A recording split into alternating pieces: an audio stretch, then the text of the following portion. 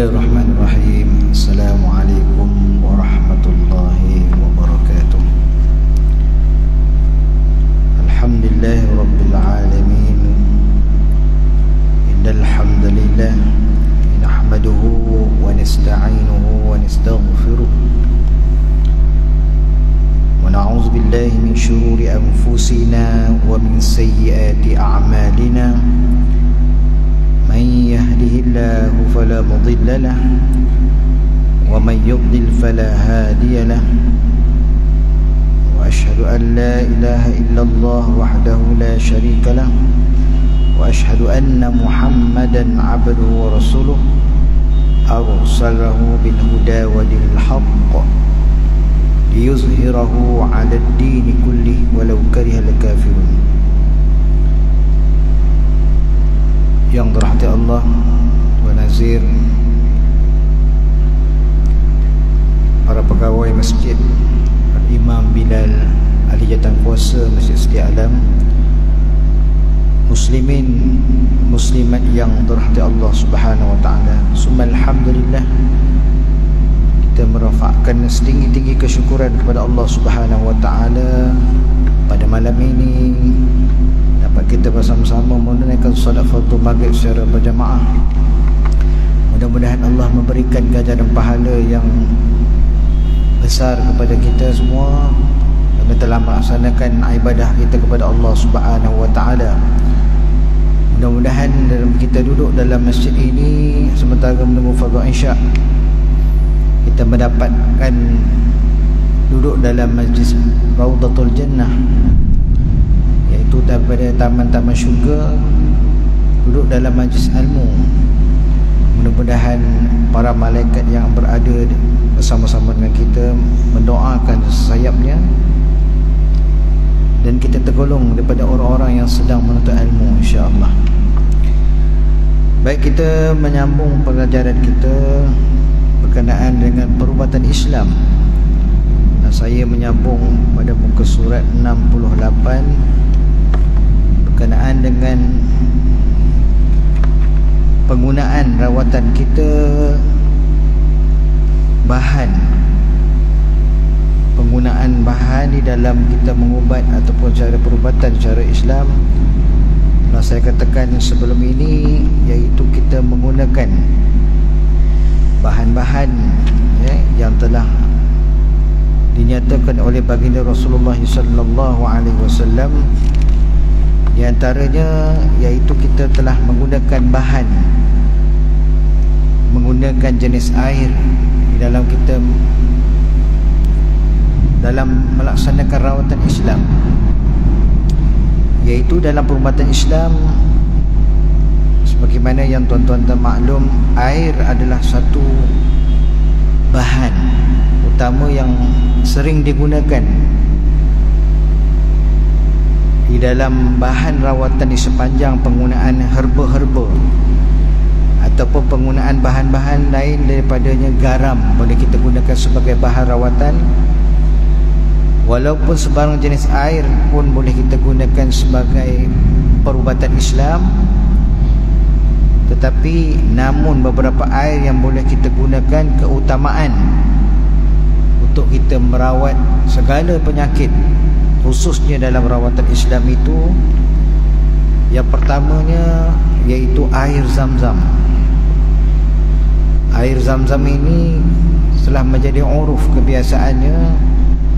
Kalau kita lihat orang yang baru balik haji atau umrah, biasanya mereka akan diberikan kepada jemaah seorang 5 liter.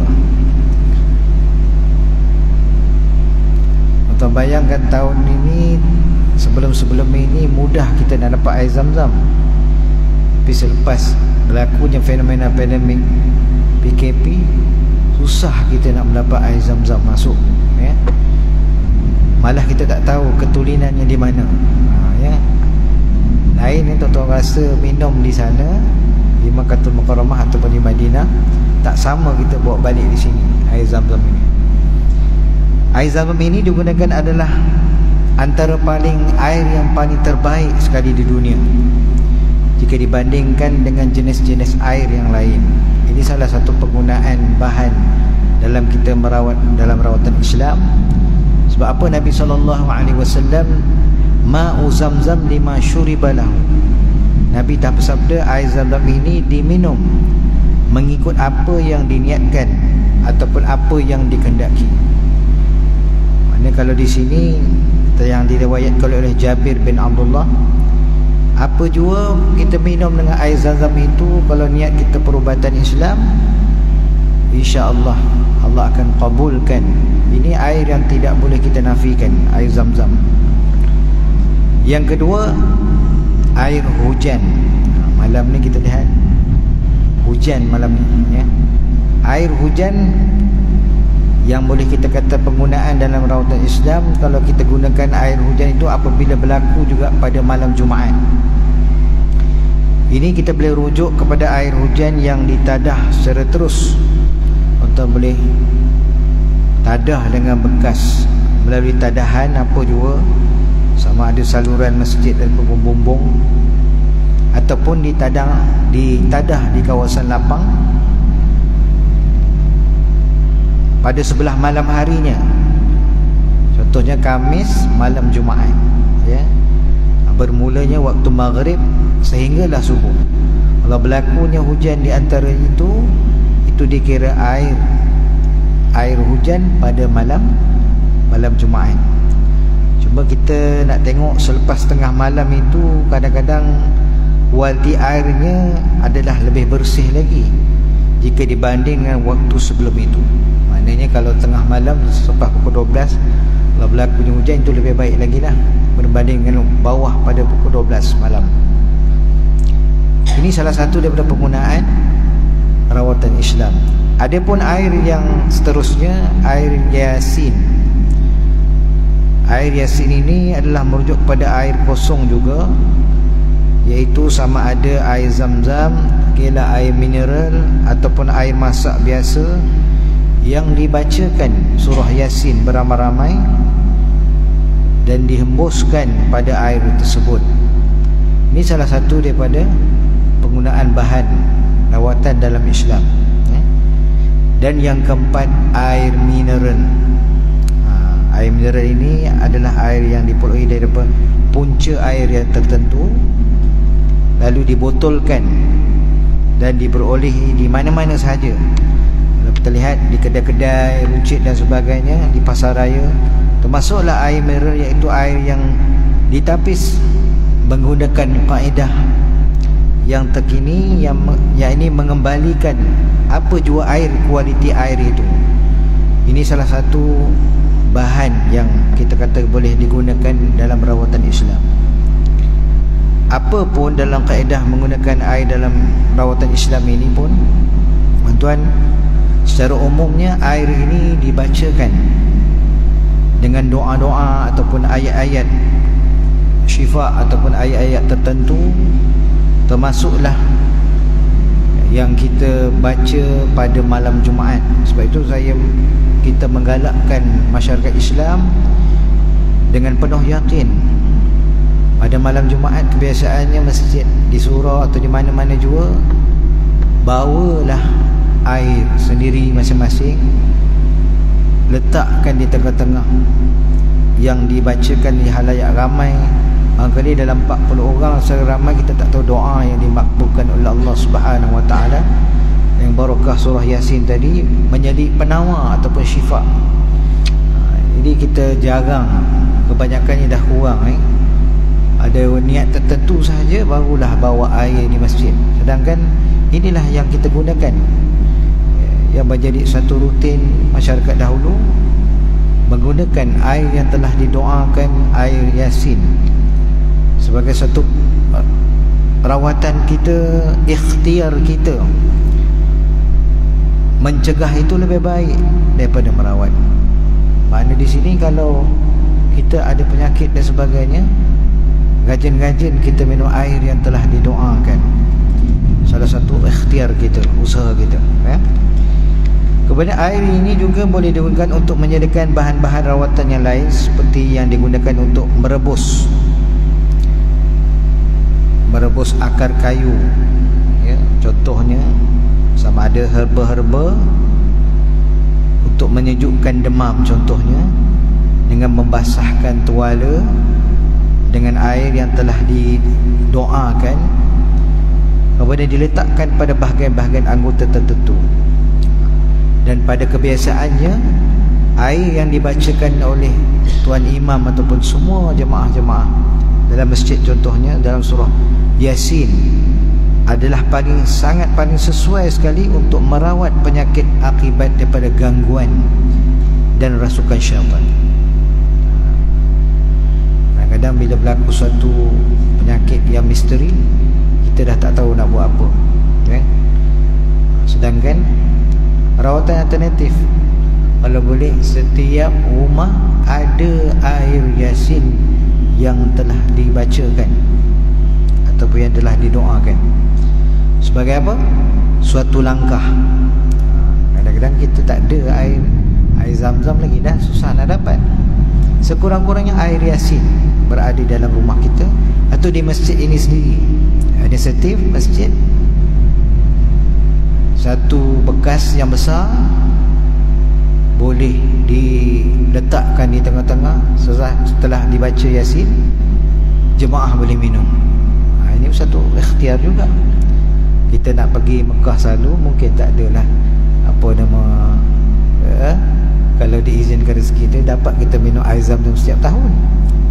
Jika inisiatif kita di masyarakat kita di sini, suatu usaha kita, program kita terhadap jemaah dan sebagainya, kita wujudkan.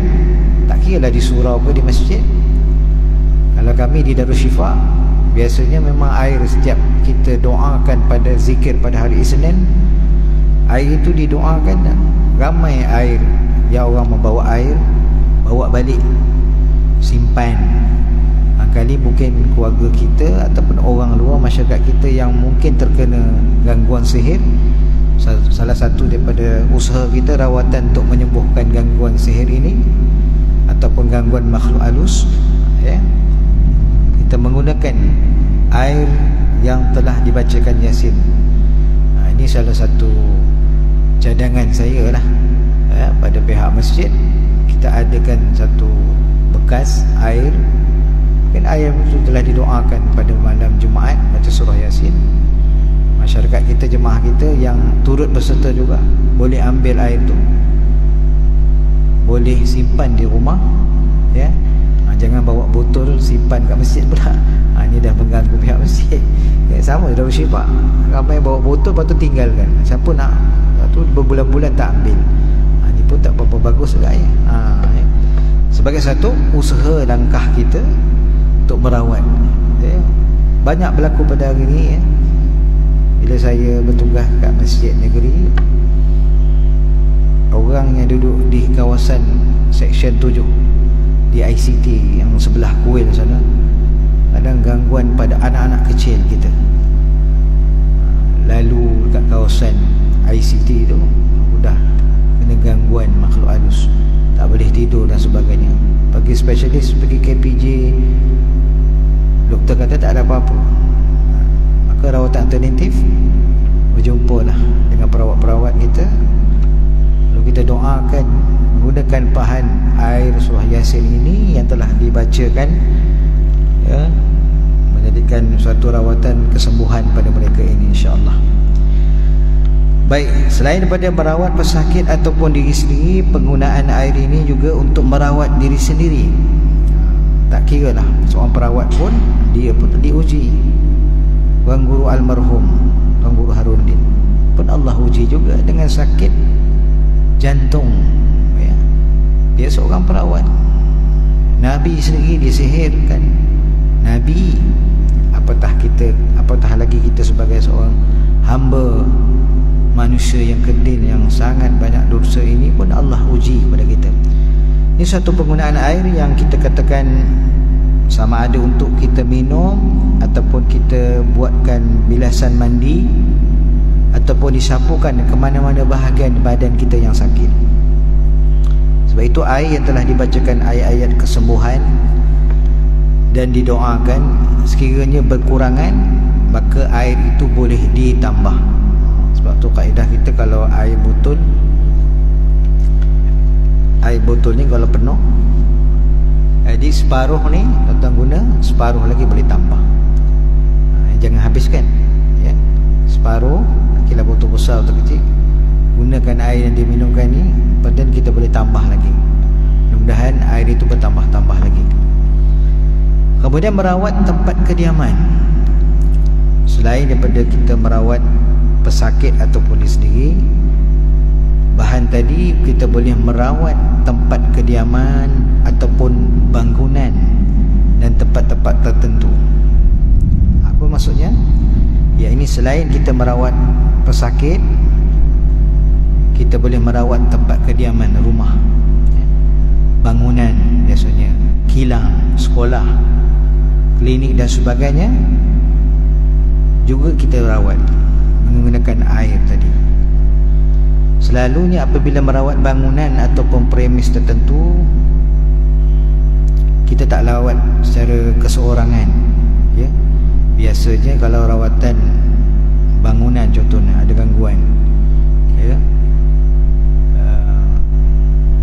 contohnya bangunan, ya, biasanya kalau di kawasan Shah Alam ni banyaklah pejabat sirim, pejabat mahkamah, pejabat. Kalau di KL sana, kita pernah merawat di bangunan KLCC. Saya naik sampai tingkat 81, ya. Tapi tak boleh persendirian lah. Jadi kalau bangunan ni melibatkan ramai perawat, dengan kita gunakan kaedah satu kumpulan perawat yang ramai ini, selalunya kita akan mulakan dengan solat maghrib, ya. Di tempat tersebut kita lakukan solat hajat dan membaca Yasin serta berzikir beramai-ramai, disertakan dengan bahan rawatan yang terdiri daripada yang saya katakan tadi, gunakan air sebagai satu usaha kita dan garam kasar. Salah satu daripada penggunaan bantuan bahan rawatan untuk kita merawat bangunan ataupun tempat kediaman, apa jua premis lah. Biasanya kita gunakan dalam bangunan ataupun premis yang memerlukan rawatan akibat gangguan makhluk halus. Di hospital tak payah cakap lah, ya. Hospital, pesakit kata doktor tu malam tadi datang, padahal doktor mana dia datang malam-malam, doktor on call je. Itu salah satu jugalah kebiasaan di hospital, memang ada lah. Kita tak katakan di hospital tidak ada. Apatah lagi hospital-hospital yang memang tempatnya memang biliknya yang sangat jarang kita gunakan. Contohnya kalau pengalaman saya, di hospital Teguh Abdul Rahimah di Kelang, ya, kalau bilik-bilik yang VVIP ni jarang lah guna. So bila kata ada kerabat yang akan masuk, sebelum nak masuk mesti dia panggil, "Ustaz, minta tolong pagar kawan buat rawatan kuatir, ya, tempatlah tersendiri, ya." Biasanya malam-malam tak ada orang, tiba bila duduk situ ada pula ramai doktor datang. Siapa dia? Sama juga bangunan yang biasanya Jabatan Agama Islam mengadakan kursus, contohnya di Ildas. Ildas ni tempat terceruk tuan-tuan, sebab benam sana tu, ya. Bila kursus tak ada, bangunan banyak, bilik tak digunakan, siapa yang tinggal? Lebih 40 hari makhluk halus yang duduk. Samalah rumah kita, bangunan, paksa minta kepada sesiapa yang ada bangunan, rumah dan sebagainya, sekurang-kurangnya, ya, rumah yang perlu kita bacakan ayat suci Al-Quran, iaitu tuan-tuan baca Suratul Baqarah. Tak mampu baca, hidupkanlah ada rekod linknya dalam laptop dan sebagainya. surah Al-Baqarah 3 juzuk tu habiskan. Makhluk halus ni ada di mana? Kita duduk dalam majlis pun ada juga dia. Ya, sebab kita nak sembahyang pun Allah minta kita berlindung, a'udzubillahi minasyaitonirrajim, minta berlindung daripada Allah, daripada syaitan yang terjam. Nak sembahyang pun diganggu, apatah lagi orang tak sembahyang. Jauh sungguhlah lagi. Samalah juga, cuma kita minta dengan Allah Subhanahu Wa Taala supaya dia tidak tinggal di dalam rumah kita. Bangunan itu tidak menjadikan tempat dia tempat tinggal yang abadi. Kalau dia keluar dan masuk itu memang biasalah, ya. Sebab itu kita hendaklah usaha kita, masyarakat kita hendaklah kita bagi tahu. Kebanyakan masyarakat kita ni sudah melazimi kita membaca surah Yasin saja, sedangkan penggunaan suratul Baqarah yang hadis sahih, Nabi menyuruh kita dibacakan rumah itu suratul Baqarah, maka syaitan tidak akan tinggal di dalam rumah itu. Ya. Bila baca Yasin, dah baca Yasin dah Ustaz, tapi masih ada gangguan lagi, tak kena pada tempatnya. Dia bacakan surah Al-Baqarah, suratul Baqarah. Tapi terlalu takut juga pun tak boleh juga ya tuan-tuan. Nah, dulu kawan saya habis belajar balik kelas tengah malam, naik kereta. Masa tu kereta dulu mana ada kereta yang radio yang begitu canggih, yang manual tu, radio yang kita pusing tu kan. Dia bawa van, dengar bunyi suara, sampai pula kebetulan lalu kat kubur. Berhenti dia, keluar aku daripada sini, kata dia. Dengar masuk balik, bunyi lagi. Rupanya radio, bunyi radio. Terlalu takut sangat. Pun tak boleh juga. Pastikan betul-betul. Rawat bangunan dia kata ada gangguan. Kita tengok kat rumah dia, kat atas, kat atas bumbung penuh dengan musang. Musangnya, tupainya, tu kena tengok dulu. Tak boleh kita tuduh makhluk halus. Kadang-kadang gangguan tu makhluk dia berpunca pada makhluk kasar. Bulan puasa, syaitan dah diikat, tapi tak nak puasa. Dia nak juga salahkan gangguan syaitan. Padahal sikap dia ni jangan. Kalau syaitan tu boleh tumbuk, dia tumbuk kita. Semua nak disalahkan syaitan. Ini kebalik pada kita menggunakan penggunaan ini, iaitu kita menggunakan garam kasar. Sebab itu dalam rawatan ini selalunya dilakukan dalam bangunan, sama ada premis yang memerlukan rawatan akibat daripada gangguan makhluk halus, maka kadang-kadang tanda-tanda yang menjadikan gangguan tersebut iaitu dia terserempak dengan sesuatu yang menyeramkan. Contohnya, ya, dia menjelma, itu adalah gangguan. Ya, menjelma, ya. Kemudian dia main lampu, main kipas. Biasa di asrama-asrama sekolah, biasalah ni. Ya, kat asrama budak-budak balik, tahu-tahu pengawal kata, Ustaz tengok dia main lampu tu. Ya, orang dah balik, dia main lampu tingkat 1 tu. Hidup lampu apa kan dia tutup balik. Lepas tu tingkat 2 pula buka. Dia hidupkan kipas. Ada juga ini kalau berlaku mesin kilang. Ada juga saya pergi dekat rawatan bangunan di belah Jarum sana, sebelah tak sampai Jarum, Teluk Paling Megarang. Ada satu kilang yang dia beroperasi. Yang ini dia menjalankan lori ataupun lori bomber, bomber askar punya ambulan. Pengawal kata malam-malam dia kacau lah Ustaz. Itu pengawal awal tu India. Dia kata, apa kacau? Dia kacau dia? Malam-malam dia main itu engine, dia kata. Dia start engine. Dia prem, lepas tu dia buka siren. Saya tak boleh tidur. Memanglah pasal you tidur dia kacau. Saya kata, awak pengawal jaga, kena jaga, bukan tidur. Tak apalah, tu satu hal. Dia kata saya betul-betul jaga malam tu, tak boleh tidur.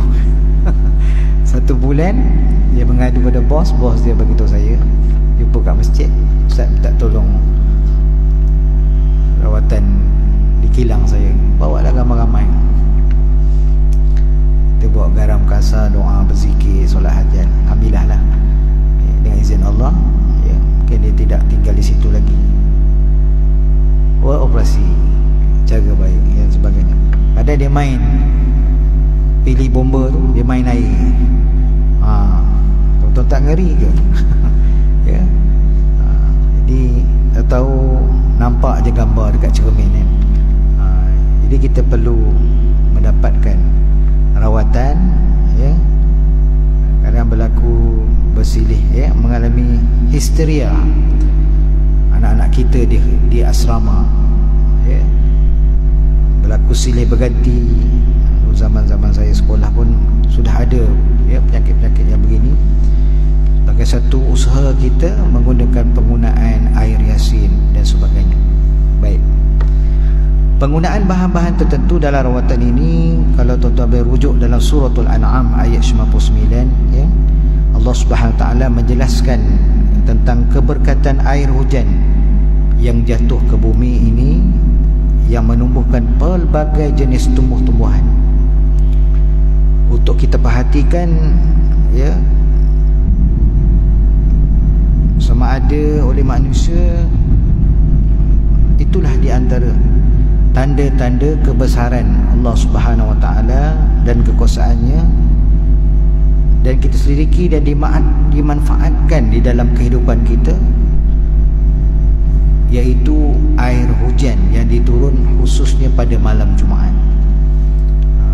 Mungkin sekarang ini kalau di kampung-kampung dalam keadaan yang bersih, ya, udaranya, ya, hutan pokok pun masih banyak lagi. Kita sekarang ni pokok pun dah tak ada. Kawasan sini cukuplah penuh kilang perumahan. Mana pokok-pokok dah? Kita nak tadah air hujan pun kita bimbang, takut air hujan itu menjadi penawar ataupun jadi bahala. Ya, tapi telah dinukilkan ataupun telah diberitahu di dalam Al-Quran, perkongsian air hujan yang diturun menjadi suatu bahan rawatan.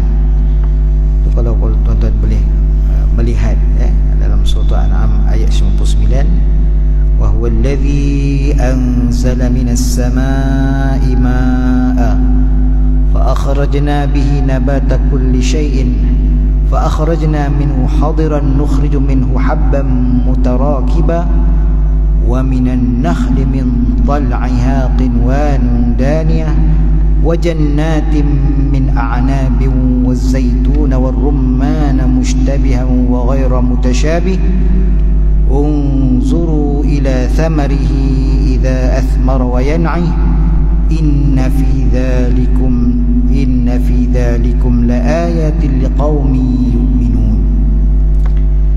Dan dialah yang menurunkan hujan dari langit, lalu kami tumbuhkan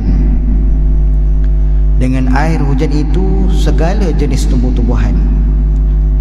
Kemudian kami keluarkan pula dari tanaman itu butir-butir buah yang bergugus-gugus, dan dari pohon-pohon tamar kurma dari mayang-mayangnya, dan kami keluarkan tandan-tandan buah yang mudah dicapai dan dipetik, dan kami jadikan kebun-kebun dari anggur dan zaitun serta buah delima yang bersamaan bentuk, rupa dan rasanya, dan yang tidak bersamaan. Perhatikanlah kamu kepada buahnya apabila ia berbuah, dan ketika masaknya, sesungguhnya yang diberikan itu mengandungi tanda-tanda yang menunjukkan kekuasaan kami bagi orang-orang yang beriman. Dalam rawatan Islam, penggunaan herba ataupun tumbuh-tumbuhan adalah bersifat holistik, iaitu bersifat saling berkait antara satu sama lain. Ini bermakna kalau kita lihat tumbuh-tumbuhan yang diciptakan oleh Allah Subhanahu wa taala dapat kita manfaatkan bersama, iaitu oleh manusia di samping binatang. Ya. Binatang pun kalau kita lihat contoh kucing. Kucing ni kalau tuan-tuan lihat, kalau kita lepaskan dia di luar, dia akan pergi ke rumput-rumput. Ada rumput yang tertentu sebagai satu rawatan dia, sehingga dia muntahkan apa jua yang dimakan untuk dibersihkan segala kekotoran. Sebab itu kalau ada kucing, sekali-sekala tuan-tuan lepaskan. Jagalah kalau kucing yang mahal tu Lepas tumbuh-tumbuhan ada rumput-rumput yang cantik, dia akan pergi kat rumput tu, dia sendiri mendapatkan rawatan dan dia muntahkan segala makanan dia sekali-sekala. Itu binatang dapat memanfaatkan. Apalagi binatang-binatang yang lain, itu contoh kucing saja. Maka berdasarkan ilmu dan kemahiran yang kita miliki ini, manusia mampu untuk mengenal pasti sama ada kegunaan atau manfaat tumbuh-tumbuhan ini, sama ada herba-herba hasilnya, hasil daripada tumbuhan tadi ataupun herba tadi dapat membantu mengenal pasti ataupun dapat membantu menyembuhkan sepelbagai penyakit manusia. Antaranya seperti kalau kita lihat daun, pokok daun hempedu bumi, yang kita gunakan untuk menurunkan penyakit darah tinggi. Saya tak pasti kat sini ada lagi ke tidak pokok hempedu bumi. Dulu kami di Darussyifah memang dekat rumah almarhum Tuan Guru ada pokok-pokok tersebut. Bila kita lepas mengajar je, Tuan Guru tunjukkan pokok ini khasiatnya untuk siapa yang menggunakan pokok ini sebagai bahan untuk menurunkan darah tinggi. Daun mamu ni biasanya yang dekat-dekat dengan kuil pun ada. Kalau kita tanya dia, daun mamu daun untuk demam campak, penyakit demam campak, dia guna daun mamu. Saya rasa orang lama-lama tahulah, daun mamu kita panggil, untuk merawat campak. Ataupun pokok jejawi, pokok mengkuang, serai wangi. Serai wangi, serai yang ada bunga ke tak ada bunga, tapi serai wangi. Bawang putih, kulit asam Jawa, dan yang paling ketara kita gunakan bahannya ialah daun bidara. Sebab itu saya minta kepada pihak-pihak tertentu, kalau masjid ini boleh tanam pokok daun bidara. Kita tanam pokok daun bidara ni, satu usaha kita. Kalaulah terkena penyakit-penyakit, gangguan dan sebagainya, pokok ini menjadi manfaat kepada kita semua. Kali kita tanam satu, lagi dia potong, lagi dia naik. Kita gunakan daun bidara. Kalau nak tanam pokok-pokok, cuma kita dilarang lah di kawasan kubur, dilarang kita tanam pokok-pokok buah-buahan. Setengah pendapat ulama haram hukumnya kalau di kubur. Tapi di masjid, sebagai satu manfaat kepada jemaah-jemaah, kita gunakan tanam pokok durian contohnya. Susah juga pokok durian kita tanam kat masjid. Sama ada Tok Imam ke Tok Bilal yang dapat, dia nazir ke setiausaha ke, berebut pula nanti pokok durian. Lagi pula tanam pokok durian musangking. Itu susahlah sikit. Ini pokok manfaat yang memberi manfaat yang lebih pada kesedapan. Apa dia? Merawat segala penyakit. Pokok daun bidara. Kami di Masjid Negeri ada tanam satu. Sebab kita beritahu pada pihak atasan, sangat berguna pada masyarakat amnya. Orang yang kena gangguan makhluk aduh dan sebagainya, kita gunakan daun bidara. Tuan-tuan nak tanam di rumah dalam pasu boleh, tak ada masalah. Pokok tu tidak besar, menggunakan, kerana daun bidara ni kalau berada di kawasan rumah kita, dia pun tak suka. Bukan dia tak ada, dia ada, dia tak suka dengan daun-daun ini.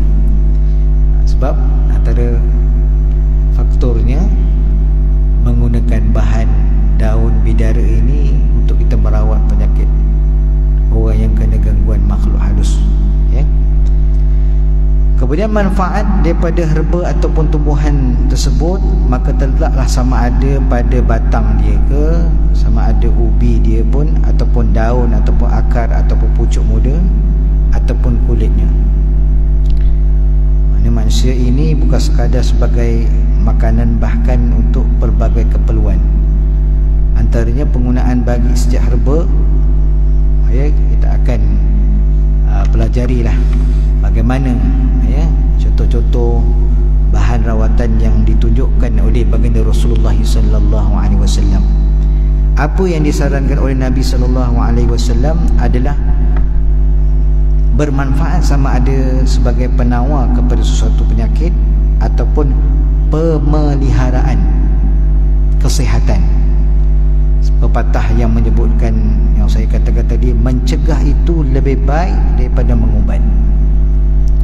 Kita nak tunggu dapat penyakit baru kita nak ni susah lah.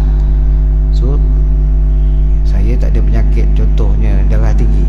So sebelum kita nak berlakunya penyakit darah tinggi, kita mencegah lah, dengan selalu kita jaga, satu, jaga kesihatan, jaga tidur, bahan makanan yang perlu kita jaga dan sebagainya. Sebagai satu ikhtiar, antaranya terdapat banyak bahan-bahan yang boleh dijadikan sebagai ubat yang telah disarankan oleh baginda Rasulullah sallallahu alaihi wasallam. Antara contoh-contoh bahan itu, yang pertama, Nabi menggunakan al-asal, iaitu madu lebah. Madu lebah ni bukan senang tuan-tuan ya, sekarang ni nak cari. Kita beli kat orang asli pun belum tentu asli. Ini bukan saya cakap Tuan Guru, almarhum Tuan Guru, kita beli kat Darushifa merawat, beli madu dekat Darushifa. Tanya Ustaz, Ustaz, ni madu ni asli tak? Wallahu alam, tak tahulah. Dia kata beli kat orang asli pun belum tahu lagi asli. Ya. Jadi sekarang ni banyak kawan-kawan kita yang mungkin yang mempelajari dari segi dia menjadikan, dia ada lab, dia mengkaji contohnya madu ini madu asli atau tidak. Kita hantar kat lab macam-macam madu tuan-tuan. Saya dulu kalau pergi ke Mekah, selalu kita beli kat Ben Daud. Saudara tuan-tuan lah, Ben Daud. Kalau sini Maidin, sana Abang Daud kita, Ben Daud. Kita punya kedai Ben Daud ini terkenal lah kat Mekah dengan Madinah. Apa madunya? Madu, saya sebutkan Ashifa. Kat Ben Daud tu dalam botolnya besar, dalam 30 rial. Kita bawa balik, kita bagi kat kawan kita.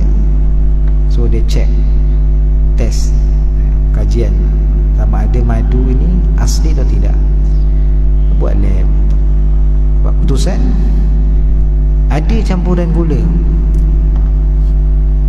Itu di Mekah. Mak tuan-tuan kata babul apa ni? Madu Yaman, madu Iran. Bukan murah, mahal, 400 rial tuan-tuan. Kita bagi, tapi tak ke semua lah. So di antara madu-madu ni, saya tidak mengatakan madu-madu semuanya tidak asli. Ada jenis madu yang kita tengok yang orang jual tepi-tepi jalan, yang betul-betul asli. Kita bimbang asal kita nak gunakan penggunaan yang telah baginda Rasulullah sallallahu alaihi wasallam katakan bahannya madu. Tetapi kalau kita minum madu yang tidak asli, kita bimbang asal tak ada penyakit, jadi penyakit. Kalau dah madu lebih gula lagi padanya, orang yang ada kecemasan niat nak merawat, akhirnya bertambah-tambah lagi penyakit. Lepas dia pergi dia akan check up, lagi tinggi lagi apa awak makan? Saya makan madu. Madu asli ke tidak, kita tak tahu. Jadi di mana kita nak ni, bolehlah kita dapatkan madu-madu ini. Sama ada madu yang tuan-tuan rasakan mungkin dalam syarikat-syarikat yang telah disemak oleh KKM dan sebagainya. Contohnya ke olive oil, saya tak promosi lah, bukan, saya pun tak ada jual madu. Ya, madu-madu ini yang boleh kita dah dapatkan biasanya madu yang, kalau tuan-tuan perasan Ustaz Rozi, itu pun di antara madu yang boleh tuan-tuan minum lah. Banyak lagi, madu tualang, macam-macam lagi. Madu kelulut pun bagus, ya. Tapi dia tak katalah dalam ni, hadis ini mengatakan, dia kata madu lebah sahaja. Tak kira lah sama ada madu tualang, madu kelulut yang tuan-tuan bela tu, ya, dia rasa macam Ribena, ya. Warnanya coklat-coklat sahaja, dia bukan kehitaman. Itu boleh digunakan sebagai satu usaha kita, penggunaan madu. Sebab itu Allah SWT menjelaskan dalam Al-Quran bahawa salah satu ubat yang penawar yang sangat bermanfaat kepada manusia adalah madu lebah. Ya, kalau tuan-tuan boleh melihat dalam surah An-Nahl ayat 69, yakhruju min butuniha syarabun mukhtalifun alwanuhu fihi shifaa'un linnas. Ya, dengan itulah akan keluarlah dari dalam badannya lebah minuman, iaitu madu yang berlainan warnanya, yang mengandungi penawar bagi manusia daripada berbagai-bagai penyakit. Dan itu penggunaan madu lebah sebagai penawar kepada penyakit manusia dapat kita perkukuhkan, ya, dengan saranan baginda Rasulullah sallallahu alaihi wasallam kepada seorang sahabat yang menghadapi sakit dalam perut. Sahabat ini dia bertemu Rasulullah, dia mengadu, wahai Nabi, saya sakit perut, ya. Lalu Nabi SAW menasihatkan beliau supaya meminum madu beberapa kali, ya, sehinggalah dia sembuh, ya. Ini telah diriwayatkan oleh Abu Sa'id Al-Khudri radhiyallahu anhu, ya, anna rajulan atan Nabi sallallahu alaihi wasallam faqala akhi yashtaqi batnahu faqala isqihi asalan thumma ata as-saniyah faqala isqihi asalan thumma atahu as-sadisah faqala isqihi asalan thumma atahu faqala qad fa'altu faqala sadaqallahu wa kazaba batnu akhika isqihi asalan fasaqahu fabara'u. Bahawasanya seorang lelaki telah mendatangi pada Nabi sallallahu alaihi wasallam berkata, saudaraku mengadu sakit dalam perut. Sabda Nabi, beri dia minum madu. Kemudian lelaki itu pun datang kali kedua, dia mengadu lagi. Kata, ya wahai Nabi, aku sakit perut. Nabi kata, beri dia minum madu lagi. Kemudian lelaki itu datang lagi kali ketiga, Nabi sallallahu alaihi wasallam pun bagi dia minum madu lagi. Kemudian datang untuk kali ketiga, aku telah melakukannya wahai Rasulullah, telah benar apa yang engkau katakan itu, oleh Allah telah berdusta perut saudaramu itu, berilah dia minum madu. Kita berhenti sekejap, lalu nazar insyaAllah.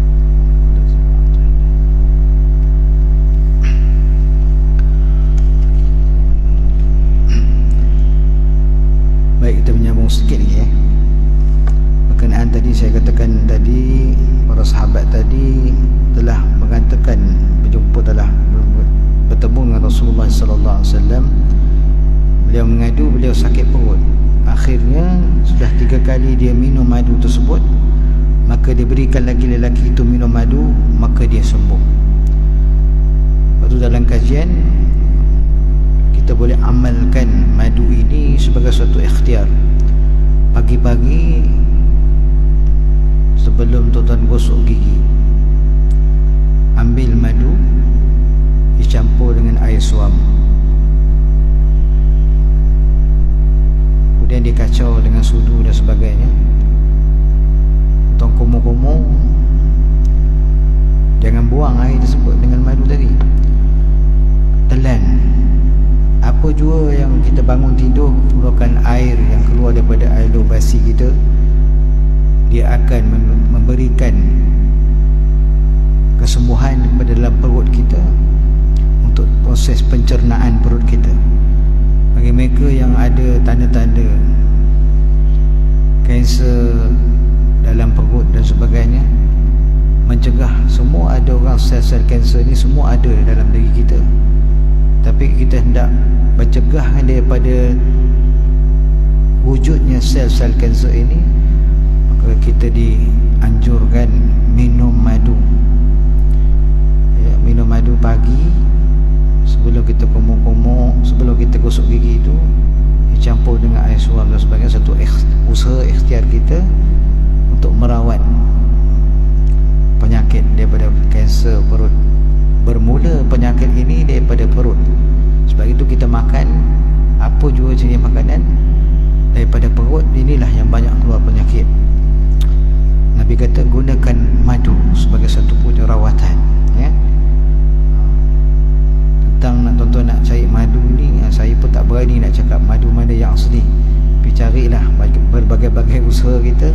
Ada orang kata madu letak dalam peta ais, ya, dia tak keras dan sebagainya, macam-macam lah, ya, bubuh dalam telur pecah, dia terus ya, masak dan sebagainya. Itu tuan-tuan boleh carilah. Yang penting katanya madu, jangan madu tak asli, ya. Seterusnya kita gunakan habbatus sauda, ya, jintan hitam. Dia masalahnya kita ni, kalau ada seorang yang terkenal, ya, ia akan mempeloporikan bahan ini adalah asli. Contohnya kita dah biasa jadi uruf oleh seorang yang dikenali, ya, walaupun benda tu tak ni pun orang tetap, kenapa orang yang promote itu orang yang terkenal. Cuba kalau orang tak kenal, contoh saya jual madu, mana dia kenal saya Ustaz Syakir, ya. Kalau tak Datuk Siti Nurhaliza contoh jual madu, ramai orang beli. Itu dari segi proses kita orang berniaga, ya. Kalau tak asli soal lain. Itu dari sudut yang lain. Itunya tadi habbatus sauda, ya, ini jintan hitam. Penyakit COVID, tak tahu mana ubat yang mana satu yang usaha kita makan habbatus sauda. Ada yang sembuh, ada yang Allah belum bagi kesembuhan, tapi Allah dah suruh makan madu, makan jintan hitam ini, ya, sebagai satu penawar bagi pelbagai jenis penyakit. Dia tak kata penyakit COVID dan sebagainya, apa juga penyakit. Sebab itu Aisyah radhiyallahu anha menceritakan bahawa beliau mendengar Nabi sallallahu alaihi wasallam bersabda, "Inna hadhil habbatas saudaa shifaa'un min kulli da'in illa min sami." Qultu wa masamu qala al-maut. Sesungguhnya habbatus sauda itu, jintan hitam ini adalah penawar bagi segala penyakit kecuali asam. Aisyah bertanya, apakah itu asam wahai Rasulullah? Asam itu adalah al-maut, iaitu mati. Mati tidak ada ubat. Daripada kajian yang telah dilakukan oleh para doktor dan sains, maka khasiat yang ada pada habbatus sauda ini adalah sangat banyak, yang boleh membantu untuk merawat pelbagai penyakit-penyakit seperti yang lazimnya penyakit asma, penyakit barah, ketumbuhan, meningkatkan ketahanan badan kita, daya badan kita, kekuatan kita, menjadikan antibiotik antibiotik untuk diri kita dan banyak lagi pelbagai. Jadi kalau kita lihat dalam kitab, dalam hadis riwayat Al-Bukhari dan kitab At-Tib, ya, ad-dawa'i bil asal, ini tentang madulah. Adapun tentang habatus sauda ini ada juga kajian-kajian, ya, perubatan Islam dan bukti sains moden.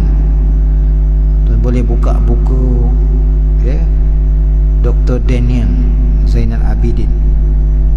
Dia adalah satu pakar, ya, telah mengkaji tentang perubatan habatus sauda ini, ya, tentang ilmu sains dan sebagainya, sains moden, menunjukkan habatus sauda ini adalah satu usaha kita untuk kita merawat segala penyakit. Saya kira cukup sekadar ini dulu. InsyaAllah kita akan sambung pada bulan hadapan. Mudah-mudahan perkongsian kita pada malam ini memberikan manfaat pada diri saya dan tuan-tuan. Kita sama-sama usaha, antaranya yang boleh kita ni, iaitu kita banyak minum air Yasin yang telah didoakan sebagai satu ikhtiar mencegah, ya, daripada kita berlakunya penyakit, ya.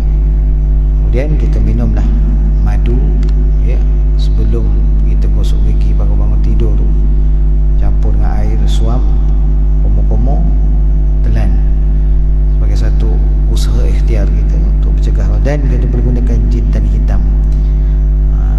Mudah-mudahan Allah Ta'ala, ya, menjauhkan kita semua daripada penyakit-penyakit yang penyakit yang tidak diingini, supaya kita dapat, bila kita sihat, kita dapat beramal. Bila dapat beramal, kita menjadikan insan, orang yang sentiasa mengingati Allah Subhanahu wa Ta'ala, seperti mana yang kita tahu, iaitu Allah jadikan kita, ya, laqad khalaqnal insana fi ahsani taqwim wa ma khalaqtul jinna wal insa illa liya'budun. Mudah-mudahan Allah Ta'ala merahmati kita semua, insyaAllah. Bismillahirrahmanirrahim. Allahumma salli ala sayyidina Muhammadin tibbil qulubi wa dawaiha wa afiyatil abdani wa shifaiha wa nuril absari wa diyaiha wa ala alihi wa sahbihi wa barik wa sallim. Allahumma inna na'udzubika minal baras wal junun wal juzam wa min sayyi'il asqam. Rabbana taqabbal minna du'ana innaka antas sami'ul alim. Tub 'alaina ya maulana innaka antat tawwabur rahim.